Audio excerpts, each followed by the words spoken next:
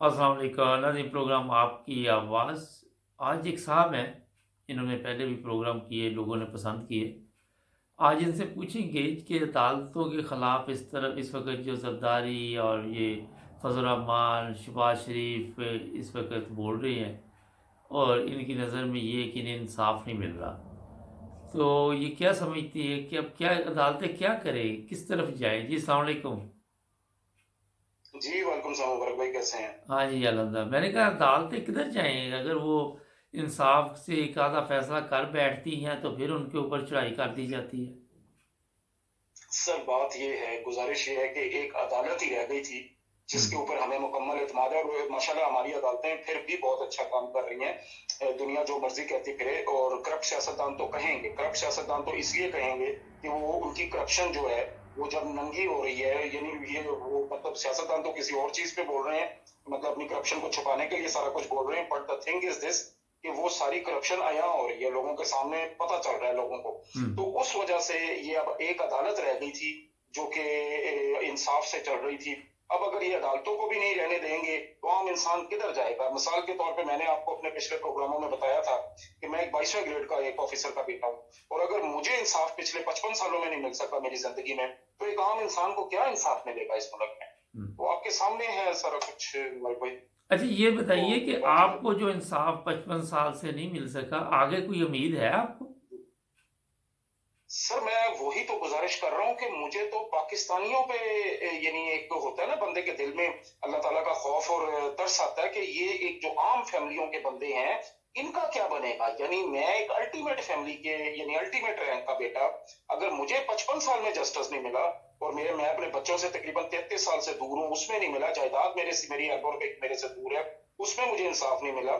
मैं मतलब टीवी पे कई प्रोग्राम्स भी पाकिस्तानी मीडिया में मेरे दोस्त हैं, उन्होंने कईयों ने मेरे बहुत अच्छे एंकर पर्सन हैं सीनियर, उन्होंने मेरे प्रोग्राम्स किए। अगर मुझे एक 22वें ग्रेड के ऑफिसर का बेटा हो के इंसाफ नहीं मिल रहा, तो हुँ। आप सोच लें कि आम पाकिस्तानी को अच्छा, इस मुल्क अभी में तो क्या आप कह इंसाफ रहे थे मिलेगा, कि उनको खुद हमारी इंसाफ बचा। अदालतें, अभी तो आप फरमा रहे थे कि हमारी अदालतों में जो है वो जी अ, जी जी जी जी, मैं उसी तरफ आने लगा हूँ कि अगर अदालतों के भी आप हाथ पकड़ेंगे, क्योंकि कुछ कुव्वतें ऐसी हैं जो अदालतों से ज्यादा ताकतवर बनने की हुँ, कोशिश करते हैं। मेरी नजर में तो अदालत इज नंबर वन, हुँ, मेरी नजर में तो जुडिशरी इज नंबर वन। लेकिन कुछ लोग ऐसे हैं जो अपने दायरे इख्तियार से बाहर जाते हैं, जिनका काम सरहदों की चौकीदारी करना है, और according to the civil constitution, जो कि सिविल कॉन्स्टिट्यूशन मैंने अपने पिछले प्रोग्राम्स में भी आपको बताया था कि according to the book civil constitution is superior to martial law, जो आर्मी का कानून है उससे सिविल कॉन्स्टिट्यूशन की वैल्यू कानून के हिसाब से ज्यादा है। हुँ। बट अब अगर चौकीदार ही घर के मालक बनने की कोशिश करेंगे और अदालतों जैसे एक आला रुतबे वाले जजों को भी हिरास करने की कोशिश करेंगे, तो मेरा ख्याल है सबसे पहले तो चौकीदार के खिलाफ कार्रवाई होनी चाहिए ना। जैसे कभी किसी बैंक में डाका पड़ता है या किसी घर में डाका पड़ता है, तो सबसे पहले तो चौकीदार को पकड़ा जाता है कि भाई तुम क्या कर रहे थे। हुँ। तो सबसे पहले तो ये चौकीदार की, और एक ही चौकीदार है, बाकी तो मेरे ख्याल में बेहतर है जो एक ही है सर, वही फसाद की जड़ है, और वो सबको पता है वो कौन है। अच्छा, ये एक ही बताइए चौकीदार है। सर, ये बताइए कि अब पंजाब में गवर्नमेंट आपके सामने पीटीआई की है, मरकज़ में वो 12 जो भी जमातें हैं, ये जी जी कोई आप समझते हैं, एक बड़ा आसान सा सवाल है कि ये मुल्क चल पड़ेगा या कुछ मुल्क में तब्दीली आएगी या फितना की तरफ जाएगा? मुझे तो बात यह जी कि अपने तौर पे भी जो मेरी पर्सनल राय भी है, और मैं जनरल अमजद शोएब का भी इंटरव्यू देखता रहता हूँ टीवी पे, जो उनका आता है और जो उनके अपने तज्जिए आते हैं टीडीपी के एनालिटिका में, वो जो कुछ बताते हैं, जो मुझे भी नजर आ रहा है पर्सनली, मैं उनसे भी इत्तेफाक करता हूँ। मुझे तो मुल्क यानी शरंगेजी की तरफ जाता हुआ नजर आ रहा है। हुँ, मैशत भी मुझे मजीद तबाह होती हुई नजर आ रही है, और मुल्क भी मुझे शरंगेजी की तरफ, जो कि जनरल अमजद शोएब ने भी कहा है कई दफा अपने इंटरव्यूज में। और उसके अलावा भी मैं सुन रहा था डॉक्टर इशफाक अहमद जो हमारे गवर्नर स्टेट बैंक रहे थे पुराने, रजा बाकर के बारे में भी हुँ, कुछ बता रहे थे बातें।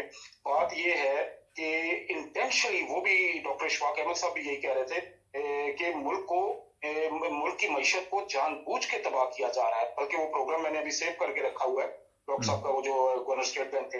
बात यह कि मैशत को भी और सियासत को भी और सियासी हालात को भी और माशी हालात को भी जानबूझ के डिजास्टर की तरफ, तबाही की तरफ ले जाया जा रहा है, जिसमें कि जाहिर है ये अपने नोट कमा रहे हैं।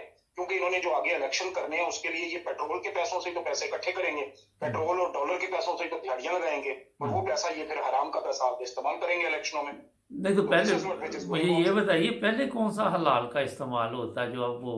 हाँ पहले कौन सर, बात ये है, वही बिल्कुल बिल्कुल दुरुस्त फरमा रहे हैं, पहले भी आवाम के टैक्सों का लूटा हुआ ही पैसा बाहर लेके जाते हैं, और अब मजीद जो थोड़ा बहुत आवाम की रगों में खून रह गया है ये आखिरी कतरे को भी निचोड़ के जाएंगे, या ये मुकम्मल तौर पे तबाही करते हैं। अच्छा सर, ये बताइए दूसरी कि बात, आप जिस तरह फरमा रहे हैं, ज़ाहिर है आप एक फौजी रिटायर ऑफिसर के बेटे हैं, तो सर सवाल ये है कि आपको भी कोई मुरब्बे ज़मीन मिली, कोई 2-4 मुरब्बे ज़मीन गवर्नमेंट ने दी?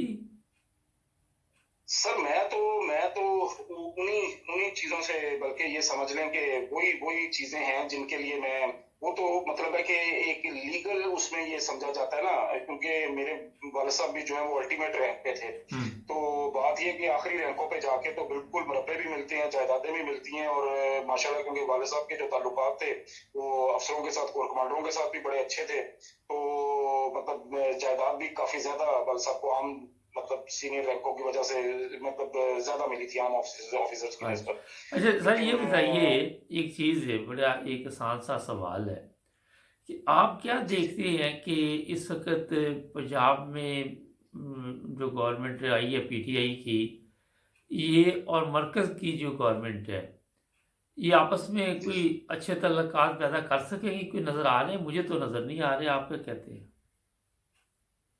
जी बिल्कुल नहीं जी नहीं, मैं गुजारिश किया कि ये ना तो ताल्लुकात अच्छे पैदा कर सकेंगे, और बल्कि मुल्क माशरे बार तो कहते हैं ना, बड़ी बात को मुख्तसर करके बोलूंगा कि मुआशी हालात को भी और सियासी हालात को भी ये डिजास्टर की तरफ ले जा रहे हैं, और मजीद ले जाएंगे। ये मुआशी हालात को भी खराब करेंगे और सियासी हालात को भी खराब करेंगे। जो एक ही शारंगेज पार्टी है, और उस शारंगेज पार्टी को जो लीड कर रहा है वो उस शैतान को भी सारे जानते हैं। हम्म। तो अच्छा भाई, ये है कि आपकी बात बड़ी दुरुस्त है कि किसी को आवाम की फ़िक्र नहीं, आवाम किस हाल में है, जी गरीब लोग राइट। किस तरह ज़िंदगी गुजार रहा है वहाँ पे, इनके अपने जिस इतने मुल्क मसाइल। में जिस मुल्क में मुबारक भाई वजीर आजमों को, जो वजीर आजमों का जुडिशल मर्डर कर दिया जाए, वजीर आजमों को फांसियां चढ़ा दी जाएं, और बिला वजह फांसियां चढ़ा दी जाएं, झूठे इल्जाम लगा के फांसियां चढ़ा दी जाएं, उस मुल्क में क्या किसी को, आम पाकिस्तानी को क्या इंसाफ मिलेगा? चलिए, तो बहुत आपके सामने शुक्रिया। मतलब वो बहुत शुक्रिया सर आपका वक्त देने का, आपसे और थैंक भी यू प्रोग्राम थैंक यू चलते रहेंगे। बहुत शुक्रिया। Thank you thank okay. You.